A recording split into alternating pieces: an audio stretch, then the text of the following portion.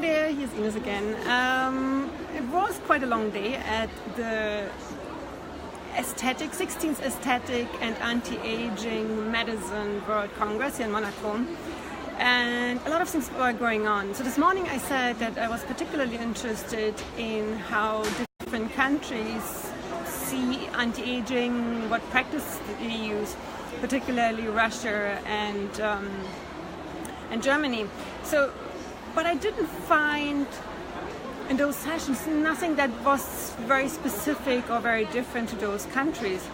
So I thought I'd just share with you, while everything's emptying out here at the conference, some of my main impressions that I got, or some of the main ideas I took away. So I want to talk very briefly about chemical peels. I was in a session there. And also about transhumanism and about living longer via caloric restriction without the pain of reducing actual food to eat. So let me talk very briefly about the chemical peels. So to be honest, I have no clue about chemical peels. I have no clue about peeling as such. At home I do use just very simple, natural ways. That's why I went into the session, because I really wanted to understand a little bit better what's behind all those peels and what they can do. So I did watch basically 3 live sessions on the screen that went from a very simple light peel to a very deep peeling. So obviously we don't see the results afterwards, we only see when it's being done. But some of those peelings actually frighten me. None of them seems to hurt, the new ones. But I'm just a little bit afraid of how the next days or weeks look like. They did show how peeling can go wrong. So if, for instance, peeling is used badly, so that's why you obviously need to go to specialists. But if a peeling is done very badly, it can really scar your skin for a year, longer maybe. So be extremely careful. For now, I'm sticking to my home peels that are very light. Anyway, the other topic that was a pretty big topic here is extending life or living a healthier life with caloric restriction. So it's a topic that actually is on the screen for many years, and there's a lot of research. But the problem is that, who wants to really reduce the amount we eat all the time? It's very tough, and to be honest, I think the people who do that, they might live a bit longer, but I'm not so sure about the life that they, in my opinion, should enjoy. So a big topic now was, how can you mimic caloric restriction? And there's a lot of stuff going on in this area. And some of the things they mentioned were intermittent fasting. So basically what that means is you don't eat for a certain period of time. Like what's normally recommended is about 16 hours that you don't eat. So let's say, for instance, you have a feeding window of, if it's 16 hours, then you have a feeding window of 8 hours. So let's say you eat lunch at 12 o'clock and then you can eat until 8 o'clock in the evening. Could even have less time. And that basically means all the other time you don't eat, which can actually help you to mimic some of that caloric restriction, because your body thinks you're starving, and then it activates all those mechanisms to heal your body, to help your body. That is one way. But especially for us women, they didn't really talk that much about it, but especially for us women, it's better if we don't do that every day. So it can play a little bit of havoc with our hormones. So just, do it every second day, or do it 3 days or 4 days out of 7. So it's up to you. It's very good in general. And they were talking about it here. They were cycling. Hi, Liz. So apart from that, intermittent fasting, then keto diet, so ketogenic diet. It's something that I'm actually doing, again, I'm cycling that actually. So ketogenic diet means you eat a lot of fat. And I've in my bag now for today, I have chocolate. I might show it to you tomorrow because I bring my chocolate with me again.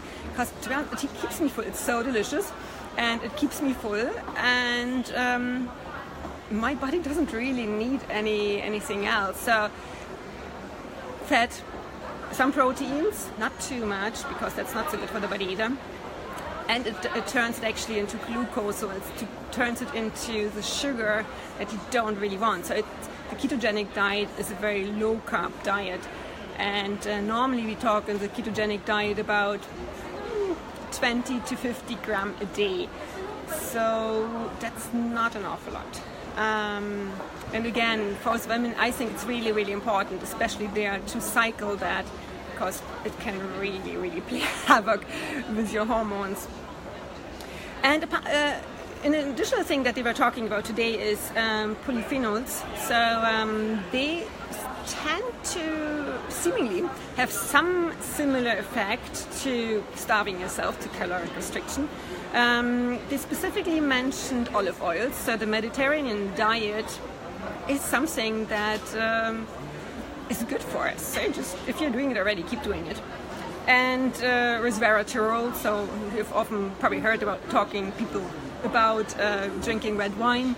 So resveratrol, there's actually not an awful lot in the red wine itself, but it's very enjoyable. So, and you can always take some resveratrol in addition to it as a supplement. Curcumin, super, super important. Curcumin is so good for us for so many reasons. I have my curcumin every day. It keeps my inflammation at a very low level, and obviously it seems to have some effect on, or a similar mimicking effect of caloric restriction. It's a very good thing to do. And they were also talking about berries, even though I'm not 100% sure about that. So I think kind of, again, in small doses, it's probably very good because you have a lot of good things in them. But of course, they also have quite a few carbs in them. So let's see. Okay, over to transhumanism. That I was quite intrigued by, especially as I just had conversation before going to bed last night about my little granddaughter maybe not needing a computer anymore, or at least not typing into the computer. It's probably not coming in this generation, like in her generation, but maybe in the generation after, it might well be that she doesn't, or those kids then, maybe my great-grandchildren, who knows, might not have to go to school anymore to learn stuff, but might also be that things are just implemented. So like that they have a chip implemented into their brain, etc. So when you look at transhumanism, it's basically an idea of going beyond what's possible. It's going beyond what our body can do through technological means. So, and that goes from simple understanding our DNA that we can do now already. It's like if you go to 23andMe, for instance, like I've gotten my genome decoded, so I have an idea of what genes good and how I might need to adapt my own life in order to, especially my food intake, in order to be healthier and not allow some of the not so good genes to actually become active. But that's kind of just a very basic and non-invasive way. Then afterwards, it can go to having some prostheses.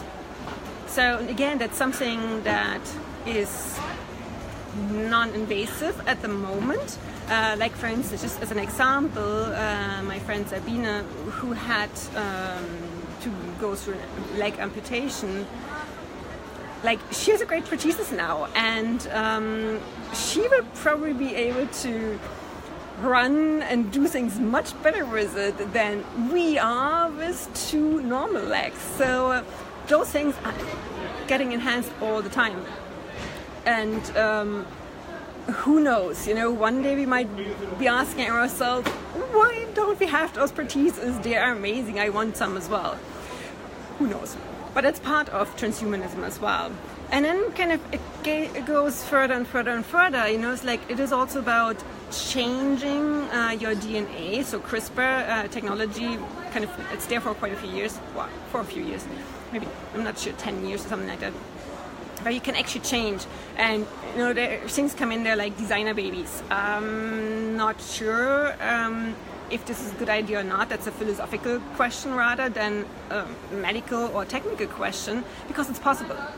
It's also a legal question in most countries. In Asia, less than in Europe or in the US. What else?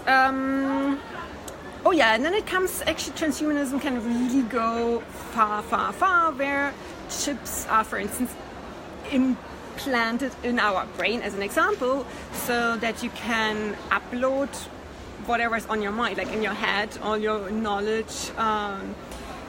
Not so sure about consciousness and feelings and all this stuff. But once we understand how they are produced, so to say, at some stage it might be possible to do that as well. And right now already we can upload our memory, so we can kind of basically put our memories to a machine, and so far we can't download them back, so it's not so good to just have it uploaded. But who knows what's happening in the future. Definitely we'll be able at some stage to download it back, and in that we become immortal.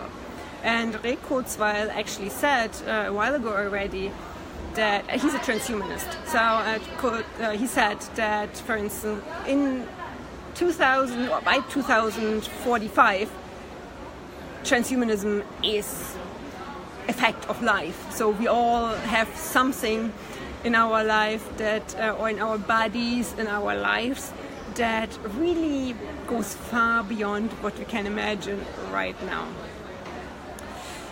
So, I think that is it for now. I will report back again tomorrow from day 2 from the Anti-Aging or Aesthetic and Anti-Aging World Medicine World Congress, long name. I'm off, going to party with the rest of the crowd here, and I see you tomorrow.